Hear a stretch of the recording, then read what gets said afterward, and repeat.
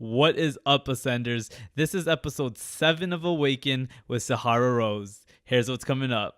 Ayurveda is the sister science of yoga based on health and well-being. But the word yoga actually means union to Brahma, to source, to universal light. So yoga is a spiritual practice. Ayurveda's purpose is how can we be mentally and physically balanced so we can truly practice yoga, union with divine source. The whole purpose of being healthy, to be balanced, is so you can fulfill your mission on this planet and share your gift.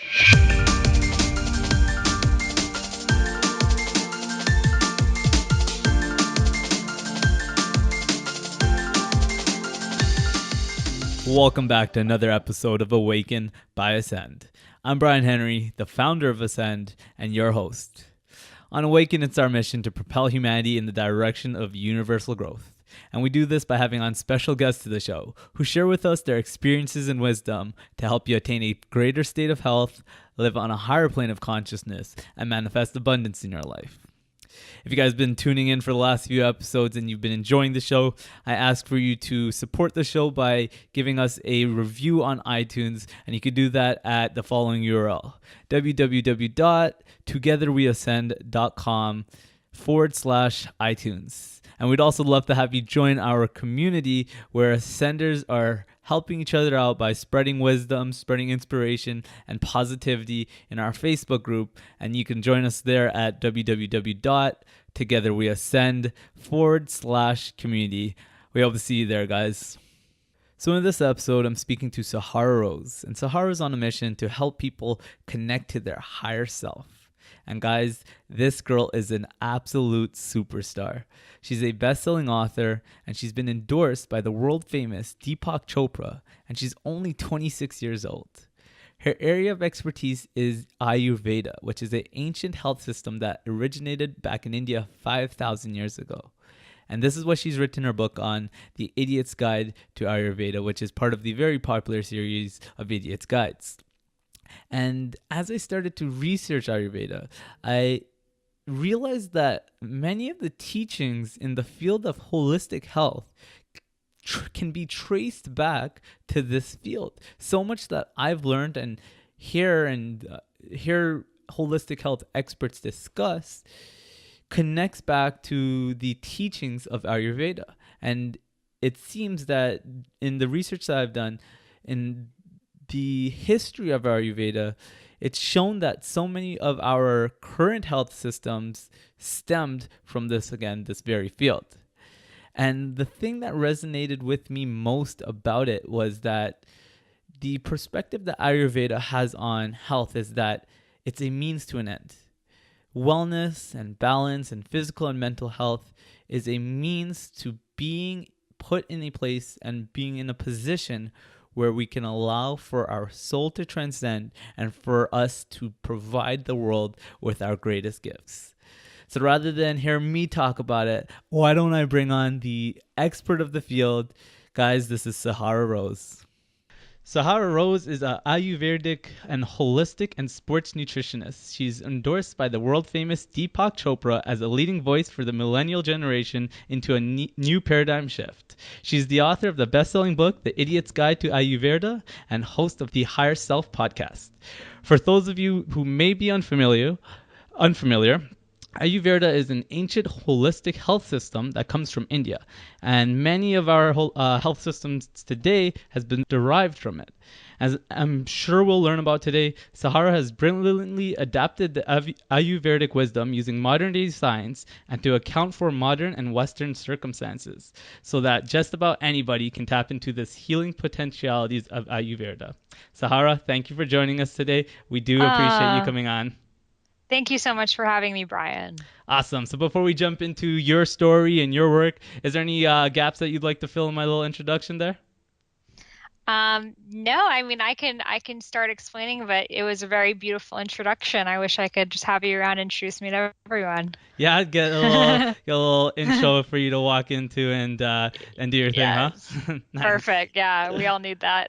Awesome. Okay, so before we dive a little bit more deeper into Ayurveda and what it's all about and what sort of practices and strategies are used in it, I would like to get to know you a little bit more. And I think one of the best ways to get to know a person is to learn more a bit about their purpose and their mission. So this isn't something that I would ask just anybody, but in you, when I was looking into your site and your work, I can see a great sense of clarity when it comes to what sort of impact you want to have on this world. So why don't you tell us a little bit about that mission and that purpose that you have? Yeah, well, my real purpose is to help people become their highest selves. I have a podcast called the Highest Self Podcast, and all of the work that I do, I mean, the whole purpose of being healthy, to be more mindful, to be balanced, is so you can fulfill your mission on this planet and share your gift. So, really, my purpose is to help other people find their purpose, and all of these tools that we use, like Ayurveda, self-care, meditation, etc., are just so you can go out there and share whatever you're good at. There you go. That's such an awesome and beautiful purpose to help people tap into to their own potential. Because as we Yes. both know, there's a lot of people that are out there that aren't fully aware of what they're capable of and For sure. how much power lies within them. Yes. Some of the things I wanted to talk about was that just like your purpose, you believe that our purpose comes from a deeper layer. It comes from our spirituality and it comes from our soul. And something that I've heard you say is that you believe that our soul chooses its purpose and chooses its life before it manifests into the physical reality that we're living here. So could you hmm speak to a little bit about that? We chose everything, your body, your parents, your reality. It's all chosen from you before this time. So in every ancient culture, there is this belief. Really, it's not just in Buddhism or Hinduism or anything. It's when you go to any ancient culture, this exists. And really, we are not our minds, we are not our bodies, we are this deeper soul part of us. In Sanskrit, it's called Atman. It's the never ending soul. So why did I choose this body? Why did you choose yours? Why did some people choose abusive parents? Why would people pick hard situations? It's because all of these situations give us the exact lessons that our soul needs for its highest involvement. So Mm-hmm. let's say your soul, like Wayne Dyer, he's a very famous self-help author. He grew up in orphanages. He grew up totally on his own. Him and his brother were from foster care to foster care. And his whole life, he's like, why is life so hard for me? And he became one of the best self help authors in the world. And he always speaks about how he chose self reliance. He wanted to teach other people how to radically rely on themselves. So his own soul had to experience that. For me, I teach health, I teach balance. I was severely imbalanced. I was very overweight as a kid, suffering from horrible asthma and allergies. I couldn't play outside as a kid. I became severely isolated, addicted to computer games, to going the opposite way, having eating disorders and being a raw vegan because I was so afraid of food. So I've had to go through trauma around food. And now I believe all of us, we make our mess our message. So really every obstacle, it doesn't happen to you. It really happens for you so you can grow. There you go. I like that. Make our mess into our message. I've never heard that one before. And Yes. whether you believe that our soul chose this before we were born or not, I think there's so much truth in understanding that to truly understand something, you need to experience the polar opposite of it, or at least that experience of the opposite of it is going to deepen your understanding of what it is that you're here to manifest, right? So that whole idea that those obstacles and those challenges that we face are going to fuel our ability to understand something and then go out and teach it is so important. For sure. Yes. And it gives us a lot of power and control over our lives because, I think a lot of us, especially the way the world is going right now, we feel so out of control. Like, oh my God, what if something horrible happens to me? There's so much unease. But Mm-hmm. when you really give your trust up to a higher power and say, you know what? I know I'm going to be taken care of, and you just trust, beautiful and miraculous things happen to you. And I know part of your show, you ask people about coincidences and synchronicities. And when you're in this flow and you're in this alignment, these coincidences and synchronicities keep happening to you. And then you start to connect to the truth behind them, right? Right. And you start connecting the dots and you're like, oh, wait, this is why that happened to me. And it led Mm-hmm. me to this and that. And it's some things are good, some things are hard, but they always lead to something more beautiful. Right, and then you begin to embrace those challenges, right? So I think one of the hurdles, one of the obstacles that a lot of people have to overcome and start to connect with, to then connect with these truths, is that these things are happening for a reason, right? And I mean, whether you believe that or not, they're gonna happen, right? So one of the things that I try to do with my work and with the podcast and the people that I interview is help to show people that that there is this higher power, and you do have this divine power within you. So a story that I've heard you tell that I think does a really good job of demonstrating the potential that we have in connecting with our higher self is the story that you told about writing your book and entering that state of flow that you found. Can you tell us that story? Yeah. So I wrote The Idiot's Guide to Ayurveda. It's like published by Penguin Random House. Deep October wrote the foreword, all the things you mentioned. But I never had met an author in my life. I didn't know anything that it took to write a book. I just had this idea that, you know what, I'm learning about Ayurveda to heal myself. So what if I wrote a little ebook to help other people with the same digestive and hormonal issues that I have to help them too? So I started writing this book, and as I'm writing it, I'm just getting so into it. I'm spending all my free time writing, writing, writing. And my parents are like, "What is Ayurveda that you're like obsessed with?" And it's all I'm doing. And this continued for years. I spent 2 years writing this book. And once I had finished, I had, it went from a 50-page ebook to 100 pages, 500 pages, 1,000 pages, 2,000 pages of material that I had just written translating Ayurveda into modern text. That I'm like, okay, I can't just put this as an ebook on my website.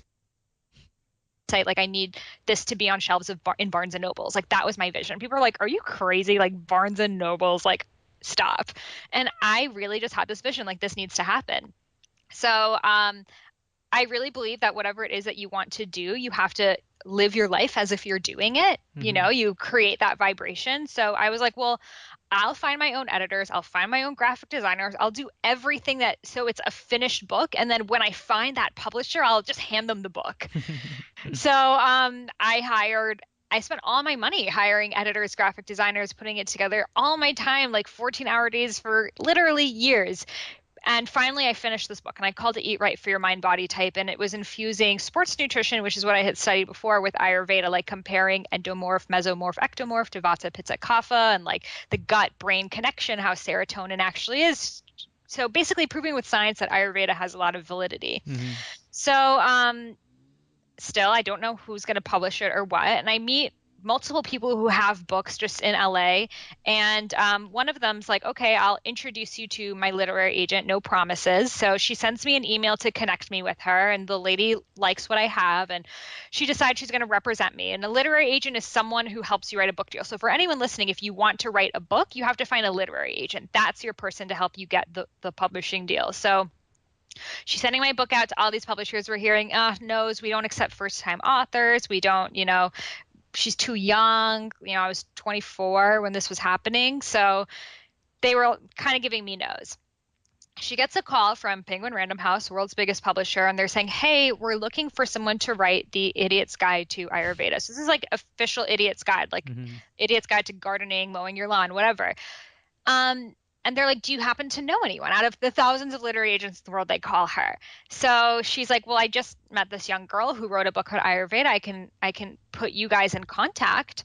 And they're like, "No, no, no, we need someone who's like been doing Ayurveda for 24 years, not been alive for this long, like just doubting me." Mm-hmm. And she's like, "Well, let me just connect you. You can see what she has to say." So you have 6 months normally to write these books. They're 400-page textbooks, and they're very, very specific. Like, if you've ever read An Idiot's Guide, or if you've seen my book, it's like They're every thick. page and a half is Yeah. like definition, fun fact, charts. It's like literally you're making like a college textbook. Wow. So the woman who they had hired to write this book was 4 months into the 6 month, and it was too much work, and she quit, and she didn't turn anything in. And she's just like, "You know what, I can't do this." So they still had their pub date 2 months later. So they needed someone to start and finish this book and have it turned in 2 months, which is just crazy. 400 Um, pages in 2 months. yes. And not just like, I could just like write about whatever I want, but to write it in a very specific way. Like every Mm-hmm. chapter needs to be like 12 pages, 15 pages, 12 pages. It's like Mm-hmm. very formulaic. So they send me the table of contents that she had read on. They're like, how would you change it if you would? If not, you can just send it back. You have a week to do this. That day, like literally just channeling through, because I had studied Ayurveda for so long. I was like, this is how I would teach it, like so differently Mm-hmm. from the way that it's been taught before, because it's like they throw in all the spiritual stuff at the beginning and it scares people away. So I just showed people from the beginning of the book ways that they're already practicing Ayurveda, etc.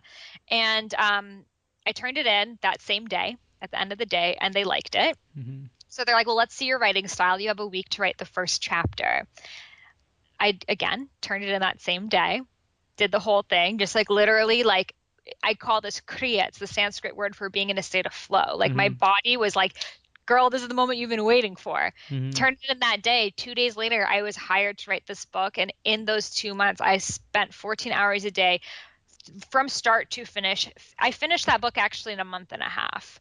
So it's the best-selling Ayurveda book in the world. It's the best-selling book in healthy living, alternative medicine, mental and spiritual healing, like so many huge categories that Ayurveda has never been a part of. Another crazy synchronicity is I saw Deepak Chopra at a conference. I walked up to him out of 1,000 people in a crowd. I introduced myself.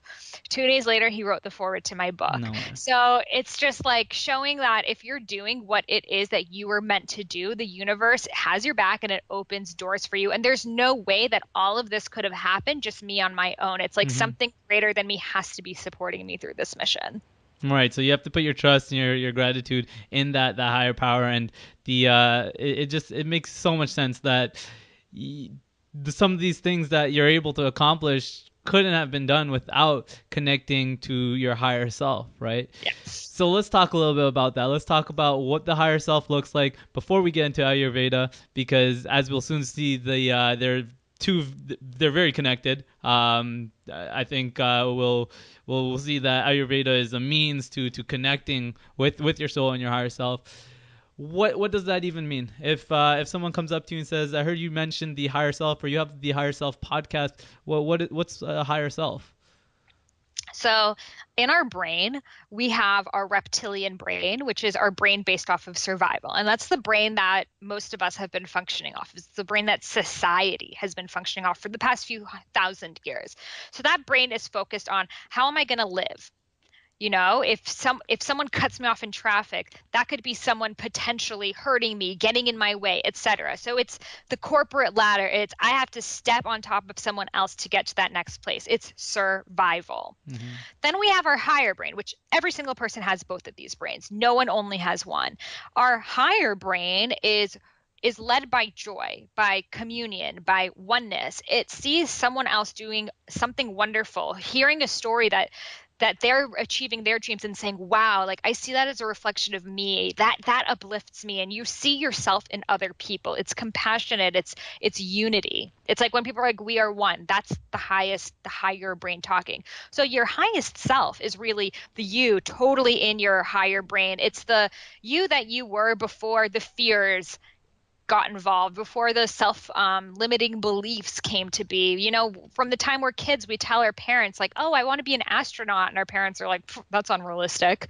I want to be a lawyer. And then, no, it turns into, I want to be a lawyer. I want to be a doctor. And they're like, good for you. Yes, that's the right thing. Mm-hmm. Whereas our creative things are shunned away. I know for mine, I always loved to write. My parents always said, a writer is a starving artist. You will never make it as a writer.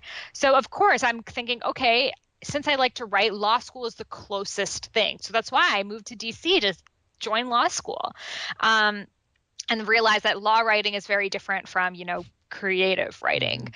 So our higher brain is the true us. It's not someone that you have to be. It's actually the person that you were before all of this fear and conditioning was placed on top of you. Does that make sense? For sure, definitely. Yeah. The way that I see it again is it's that version of you without all those layers that gets placed upon us that keeps us from expressing our true selves. And it's just, I think the biggest hurdle that we just have to overcome is understanding that we can find joy and we can create a life of abundance through living out or living in connection with our higher self. I think that's definitely the biggest obstacle that people face, not Hmm. truly believing that that they can live a life of abundance and make a living while living out their dreams and their true aspirations. And then we get told Yeah, all these things that keeps us disconnected from those things, right? So right.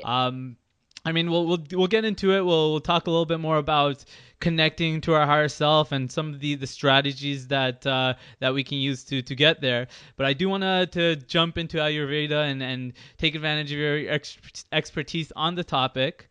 Hmm. So I want to start with the why, and of course a little bit of an overview of what it is. Personally, the part of it that resonated most with me is the perspective that Ayurveda has on health, and it views it as a means to an end, right? It views it as we're finding good health, and we're finding balance for something more. And I want you to tell us a little bit about that. So, what is Ayurveda? Where did it come from? And what's the purpose of it? Yeah. So Ayurveda is the world's oldest health system. It originated in ancient India over 5,000 years ago, and it's the sister science of yoga.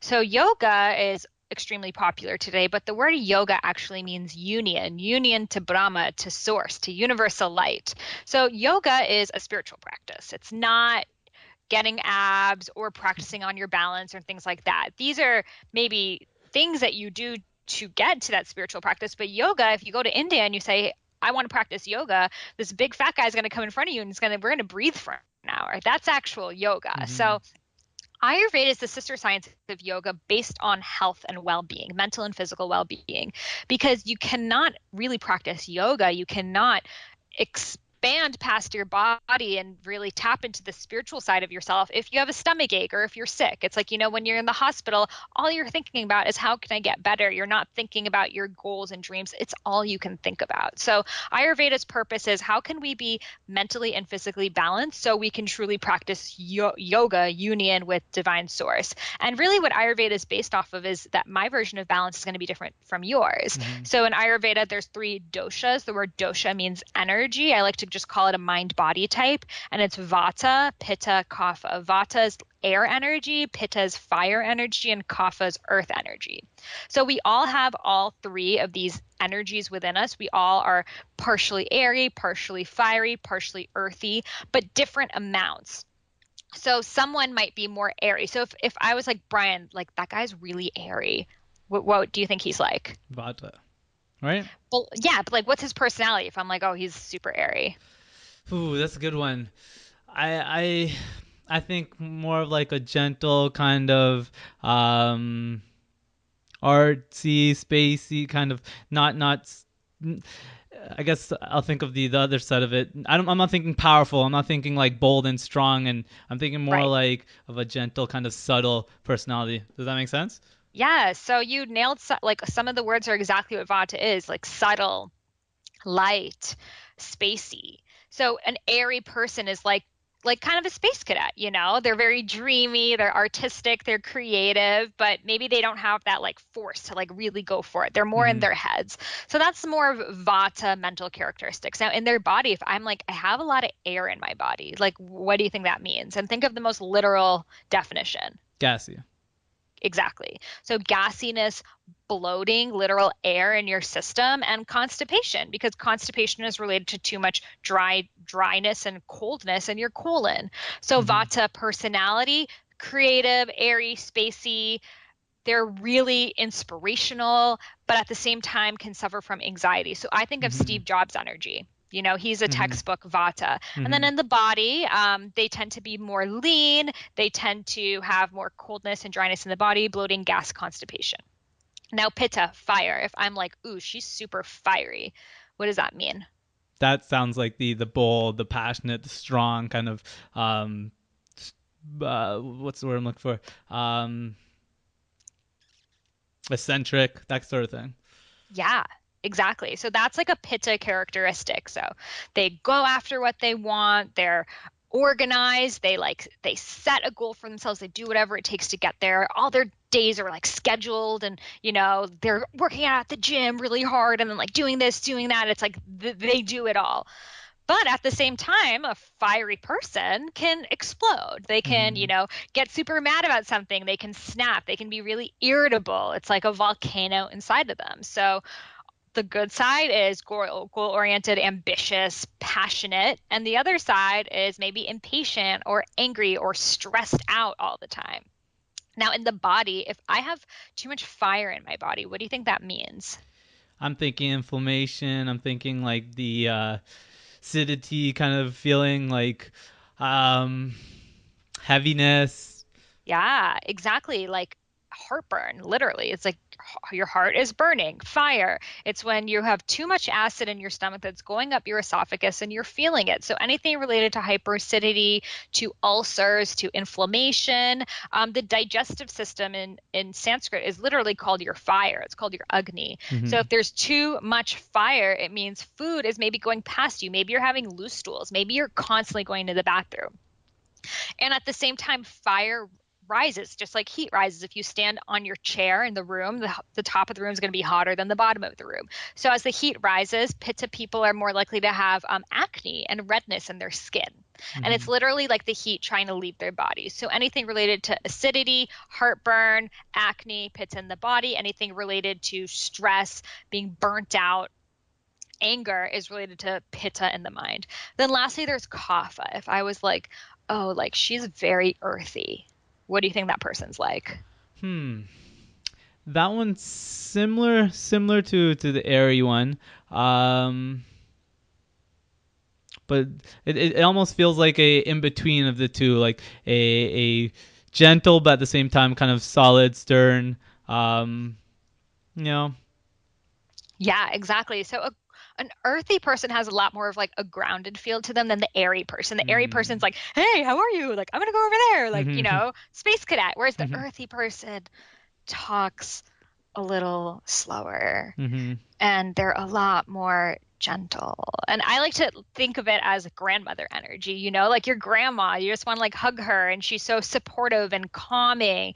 Oprah energy. It's like you just want to like tell her all your life's problems and she's just going to be like, "I love you. I'm here for you." Like that's earth energy. And if you think about No. the earth, like we take from the earth, we take her resources, we really destroy this planet and the earth continues to give. So that's really the quality of the earth. It's always giving. Earthy kapha people put other people's needs before their own. They're really peaceful. They're really calm tempered. The vata might get anxious, the pitta might get mad, and the kapha is like keeping their cool. Mm-hmm. But at the same time, when you're like holding that space for everyone else, sometimes you don't feel like you can share what's going on with you because like everyone's dependent on you. Mm-hmm. So the kaphas, though they seem the happiest, are the most likely to actually suffer from like depression and loneliness and being stuck in the past. So vatas are really fixated in the future. Pittas are sometimes too in the present that they lose sight of things, and kaphas are really in the past. And then in the body, if someone has like an earthy body, what do you think that means? Pretty solid. Strong. Yeah, Mm-hmm. exactly. Like a football player, they have a lot of earth to them. They have like density to them. It's like a tree trunk, like you can't knock them No. down. So No. kaphas, they naturally are bigger boned people. They tend to store fat more easily than the other doshas. They get sick the least often. But at the same time, they are the most likely to become lethargic, to get lazy, to get out of their routine. So even though they need exercise the most, they are probably the least likely to do it. And it's all stored in the throat chakra area. So they're the most likely to have mucus, phlegm, and thyroid issues. So this is what the doshas look like in the mind and the body. I have a quiz on my website for your listeners to take and they can like see what they are. And Mm-hmm. sometimes what you are in your mind is different from what you are in your body. So in my quiz, I've separated the results between the dosha in your mind and body, which no other dosha quiz has done, because that way you know exactly what dietary things to do for your body, but what lifestyle things to do for your mind, because you might be in imbalance. So that means your mind and body are in two different places. Awesome, and I will definitely link to the to your quiz in the show notes for the episode, so everyone could go out and take it. I did personally take it. I believe I got a pretty strong pitta result, and it made a lot of sense for me. When I looked back at it, it was like all my answers were like connected back to the description that you have for the pitta personality types. So I do like the kind of ways to put descriptions on it and use that to identify our strengths and weaknesses, because with that now we can start to see, well, how should we go about living our lives, how should we go about our type of exercise and our nutrition that corresponds to our dosha. I guess where my question, where most people will not be sure of is, where do I start with this? Like, let's say I do the quiz, I get my result. What how does this connect to what I should be eating, how I should be living, other than the fact that I should be working on my weaknesses, let's say? Like, Hmm. is there guidelines that I can follow that will allow for me to function optimally? Yeah, well, luckily I wrote a whole book about it. In my book, I outline everything that you can do, from the dietary suggestions to what yoga practices are best for you, what meditations are right for you, what should you buy at the grocery store, how should you plan your day, how should you plan your year, like everything based on your dosha. And actually, the month of October, I don't know when this is going up, it's $1.99 on Kindle. So anyone can get the book and have all of these materials for you. So I mean, this I could go on forever. It's like a huge science of what you can do, but it's basically, as you mentioned, it's what your body needs to bring you back into balance. So if you have a lot of vata, a lot of air, you need more grounding. In your diet, you need more root vegetables, and in your life, you need a lot more routine and structure. In your exercise, you need a lot more, weight training and slowness and steadiness. So it's really finding what you're lacking in, and bring cultivating that. Okay, If so you're very pitta, yeah, if you have a lot of fire, you need more cooling and calming. mhm, Your diet needs to be more, leafy greens, mint leaves, things like that. No tomatoes, no spicy foods, no lots of meat. Things like that are going to boost up your fire. And then mhm, in your as your exercise, maybe you really like competitive sports and stuff, but what your body actually needs is maybe some just yoga or walking outside and things that you probably don't want to do, but that's what your body needs for balance. And if you're mhm, kapha, probably all you want to do is just lie around and walk outside. But what you need is to go to that HIIT class first thing in the morning to get your body moving, and maybe to, practice intermittent fasting. Eating breakfast is probably going to make you more sluggish throughout the day. So really, the suggestions just depend on what your dosha is right now, because our doshas can change. You have your prakriti, which is what you're born with, and your vikriti, which is what you have right now. So mhm. with Ayurveda, it's always addressing the imbalance. So find what dosha you're out of balance in, and I explain the difference between the two in the book. But find the dosha you're out of balance with, and then do the suggestions that relate. So it's more so about working on the weaknesses than it is about capitalizing on the strengths. Would you say? Is it because let's say let's use the exercise example. Let's say a pitta. What sort of exercise do they excel in? Like boot camps, and they're the people in the yoga class like in a handstand the whole time. So in terms of using your strengths, I totally see what you mean. If a pitta who's naturally inclined to be very competitive and already burn themselves out, Mm-hmm. they're doing that all day in their job, and then Mm-hmm. afterwards they're going to CrossFit and they're doing it some more, eventually they're going to burn themselves out, and they're going to lead into this anger and this acidity and this stressed out. And that's what happens. I mean, look at everyone on Wall Street. It's like walking pittas Right. going around. And that's what leads to, war and anger and things like that. So still use your strengths, but your strengths are going to be more capitalized when you're balanced in other areas of your life. So still, like, Mm. if you're naturally goal oriented and ambitious, that's an amazing thing. But make sure you're not only capitalizing on that, you're also able to cultivate groundedness and Yeah. meditation Yeah. and Yeah. stillness. Yeah. Interesting. Yeah. So okay. So it sounds like by balancing out the things that you may be lacking or not spending enough time with, you'll be more effective at capitalizing on your strengths. Would you agree with that? Yes, for sure. Awesome. Cool. All right. So why are we talking all about this in the first place? I mean, of course, health is and balance and wellness is things that we want to strive for, and we'll talk a little bit more about, well, what are the byproducts of finding that balance.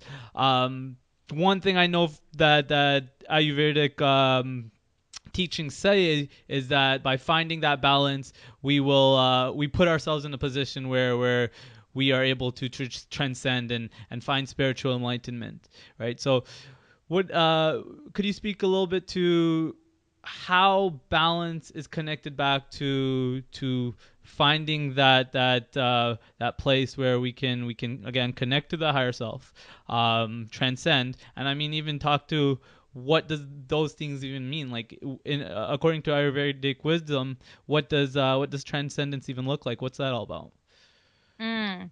So I think the importance of balance is just creating that space for your genius to come through. It's like if all of the times in our day we're busy doing something, we're never going to be able to get that download, which is basically like a huge insight. We've all experienced that before. Maybe you've heard the term someone's like, "Oh, I got a download about this." It's basically when you have that aha moment.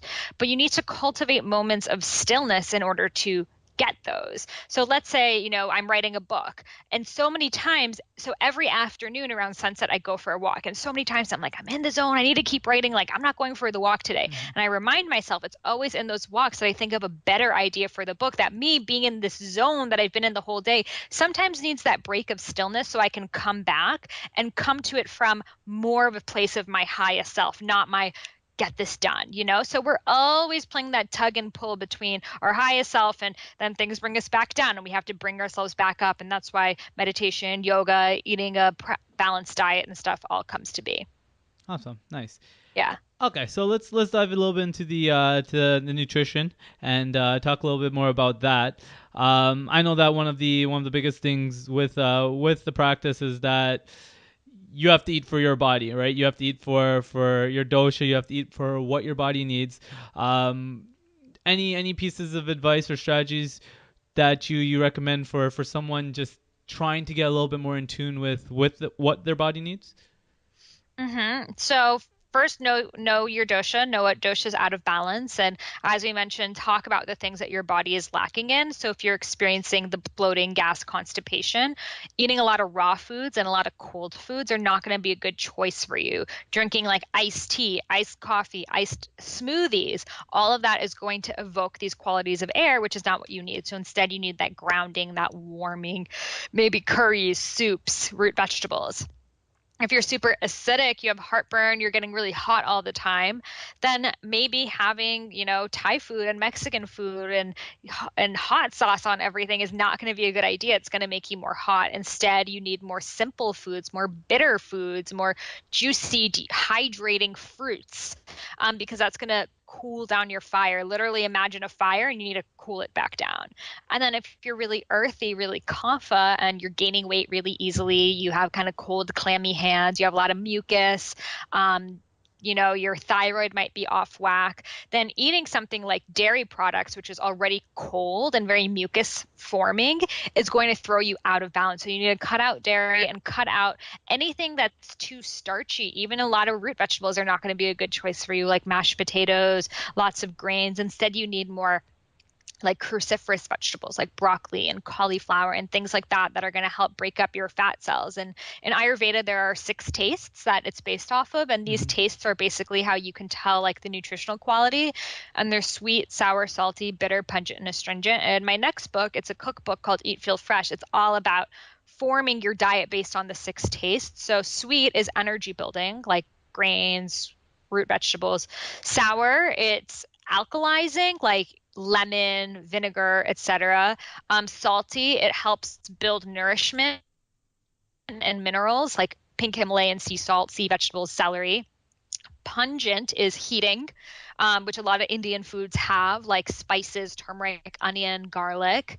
Um, Bitter breaks up fat and it helps detoxify the body, like leafy greens, Brussels sprouts, asparagus. And astringent helps your body basically break down, and it's a diuretic and it helps get rid of the excess water in your system. So something like asparagus and cranberries and things like that. So you could look at those tastes as your nutrients and see what you need and eat foods that have those tastes. That's awesome. That's so interesting. And of course, I'm sure in your book you elaborate a little bit more on some of getting in touch with those tastes and all those Yeah, there's a different chapter. sensations. Nice. Yeah. Awesome. Yeah, no, it's it. Hmm. I definitely feel like that's the next step that so many people have to make. I mean, even personally for myself, I've already made that step of well, making the choice to eat healthy in the first place, and then being dedicated and committed to that decision. But I think where a lot of people are concerned is with all the upcoming talk on intolerances and things like that. There's just a lot of concern that maybe these foods that we deem healthy foods aren't necessarily good for my body, and to have those specific guidelines that you're speaking to, to point us in the direction and say, well, this is what you should be looking for. This is how you should feel. And if you feel this way, this is the kind of foods that you should be eating. I can imagine that that'll be so helpful for people that are looking to take that next step to make sure that they're eating optimally for their body. Yes, for sure. I hope so. Awesome. Sahara, before we get into our last little phase of the interview here, was there anything else that we may have not touched on with regards to Ayurveda that you feel like it'd be is appropriate for our little introduction here? No, I mean, I think we covered a lot, and really the whole point of Ayurveda that you mentioned so beautifully is that the whole point of all of this, of eating the right foods for your body, is so you can be the best version of you. And in the book, the last part of it is really my favorite, and it's like the spiritual side of Ayurveda, and it's, balancing your chakras and your koshas and getting in touch with your intuition. So, it's like if you're the healthiest person on the planet, you don't get a reward. Like, so many of us are so obsessed with being healthy, and it's like, and then what? It's like use that Mm-hmm. health as a tool so you can fulfill your purpose on this planet. There you go. Again, that's probably the message that resonated with me most. That health is a means to an end, and I guess one thing that I'll throw in there too, a belief of mine that I didn't mention is I feel like the reason why we get unhealthy is because our body is trying to tell us that is not the direction for us. So Oh, rather than yes. exactly right, there's it's a message in my opinion, right? There's that's our soul and our body's way of pointing us in the right direction. If we're doing something and the byproduct of that is feeling out of balance, feeling unhealthy, feeling any sort of negative way, then chances are what you're being told there is that maybe it's time that you reconsider what it is that you're doing, and maybe this is not the right direction for you. So I definitely think this is a topic that I'm going to spend so much more time diving into. There's so much, even just looking into it. There was so many times where I would be reading something and I say, I've been learning all this before. I've been researching all this before, but I didn't realize this is where it came from. This is where Yeah. a lot of this wisdom started, and to see someone like yourself adapting it and reforming it and shaping it and delivering it in a way that people in the modern day are going to be able to connect with, I think it's so powerful, and I think you're doing some really great work with that. Oh, thank you. Yeah, and I even have a little chart on my website that people can download. It's called Emotional Body Pain. And just as you mentioned, the parts of your body that hurt and what emotions they're related to, like liver problems are related to stored anger, hip problems, or deep emotional pain. So it's even pinpointed down to like the organ or the part of your body you're having trouble in, and like a deeper emotional trauma that's literally stored somatically on your body. Awesome, and I will of course link that as well. Another resource for the show notes there. Okay, so Yeah. before we sign off here, I do have one last little thing I want to run through. You're only the second person I'm going to be doing this with, so welcome to the ascending round. So what I'm gonna do here is shoot you off a few quick, pretty short answer response questions. Some of them fun, some of them for a little bits of tidbits of wisdom, and then some of them for some practical advice for our listeners. Are you ready for it? Cool. Yeah, I love doing stuff like this, so I'm excited. Cool. All right. So the first one is a book that that you think everyone should read at one point in their life. Of course, on top of your book. Well, Perfect Health by Deepak Chopra is another great book about Ayurveda. It's the first book that I ever read on Ayurveda. It came out in 1991, and it's still incredible. Awesome. And just maybe quickly, how does that differ from your book? It's a lot more traditional, and it doesn't go into all facets of Ayurveda. It's more just like based off of like more nutrition and stuff, but it's a Mm-hmm. really good introduction. Okay, and if you had to recommend someone pick up one of those books first, yours or his, which would you recommend being the first book? Um, I mean, I think my book is a little more adapted to like today's readers. Like I include things like stevia and things that were like not really didn't exist back then. Uh-huh. But I think if someone maybe it's overwhelming for them and they need something a little more simple and narrative, then that could be a good thing. So yeah, they're different, just different tones. Awesome. Yeah. Next question for you is your best purchase under $100. Oh, like food, anything edible. That's what I spend all my money on. Yeah, like organic food, whatever you can get. There you go. Yeah. What is one mission or goal that you have for yourself that you're yet to achieve? I want to win a Nobel Peace Prize for helping with sexual exploitation of children in India. Wow, nice. Yeah. Cool. This one I'm excited for because I know you've done quite a bit of traveling. So, Sahara, I'm going on vacation soon. Where do you think I should go? Oh, India, duh. There you go. Yeah. It just flew right out of your mouth. You didn't even need to think about Of it. course. I mean, depends on what you want to do. You could go to South India and, be more in the tropics. You can go to North India and explore the traces of yoga and meditation. So India in itself is a subcontinent with everything you could ever want. Okay, I'm gonna dig a little deeper there. We're in India. What do you want to do? Oh, see, nah, I feel like this is gonna end up being too long of a conversation. Um, If you're just going to go, I would say I think Rajasthan is my favorite part because Rajasthan is where the last place where the Maharani and Maharaja, the royalty of India, have lived. So uh, you can stay in the palaces that they were living in, and it literally feels like you're living in another time. And it's so untouched, and awesome. it's not like Delhi and Bombay that are so built up. In Uh-huh. Rajasthan, you really feel like you're in ancient India. Okay, so let's say that I was never going to go to another Indian city, and that would be, or this would be the only one that I go to. Would that be the one? Yeah, I love Jaipur. I'm shooting my book in Jodhpur soon. I'm going to be going there. So Jaipur is the pink city, everything's pink. Jodhpur is the blue city, everything's blue. Then there's Uh-huh. Udaipur that everything's on a lake. So Yeah, each little one has its own characteristic. there you go. And So just if you want to be in a pink city or a blue city, then you can decide. you can pick by that. And just Uh, put it out there. While she may look it, you are not Indian, correct? No, my family is Persian, so Persians are Parsi. It's like North Indian, so it's very similar, but at the same time, it's different. It's a different dialect, a different kind of food, and things like that. So the first time that I actually traveled to India, I was 20 years old. Wow, nice. Mhm. All right, next question for you is oh, this is the last one here. This is my favorite question. Sahara, I'm gonna hand you a microphone right now, and this is a special microphone because the words that you say through this microphone is going to be heard by the entire world. What do you say? Okay. Um, you create your reality in your mind. Awesome, I love it, Sahara. Thank you Yes. so much for your time. Oh, Uh, thank you. this was a beautiful introduction of the ancient wisdom that is Ayurveda. I probably said that incorrectly like half the times that it came out of my mouth. It was perfect. Okay, awesome. Before you go here, where can our listeners find a little bit more about you, your work, if they want to look into it?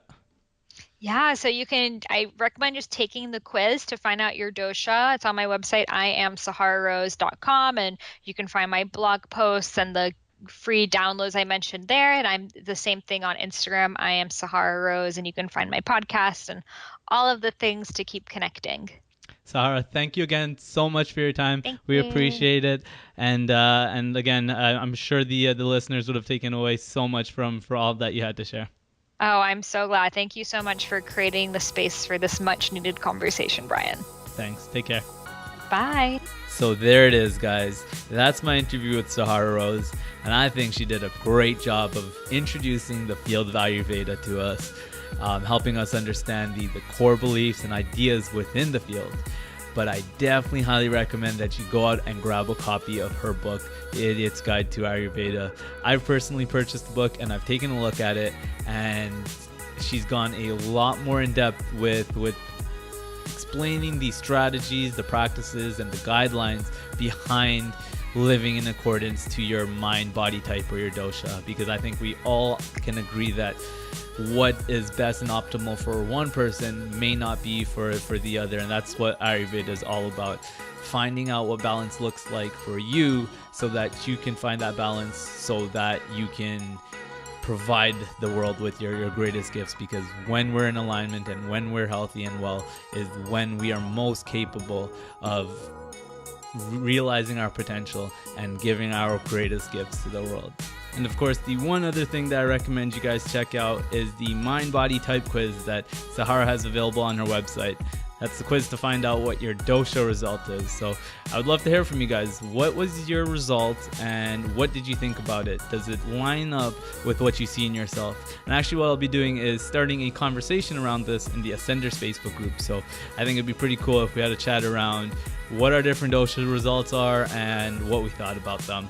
And we can all just kind of compare what we feel about them and maybe give each other a little bit guidance around our different doshas. So if you guys want to check that out, or along with the book Sahara has written, the link to the quiz and any other resources that we mentioned in this episode, all of that will be found in the show notes, which can be found at www.togetherweascend.com/Awaken7. Guys, thank you for listening, and thank you for all the support you've been showing me in the release of the first few episodes of the show. If you haven't already, I would love for your support in the form of the review in iTunes, which you can write maybe in like 2 minutes quickly, and you can find that at www.togetherweascend.com/iTunes. Again, thanks for listening, guys. I hope you enjoyed the episode. Until the next one.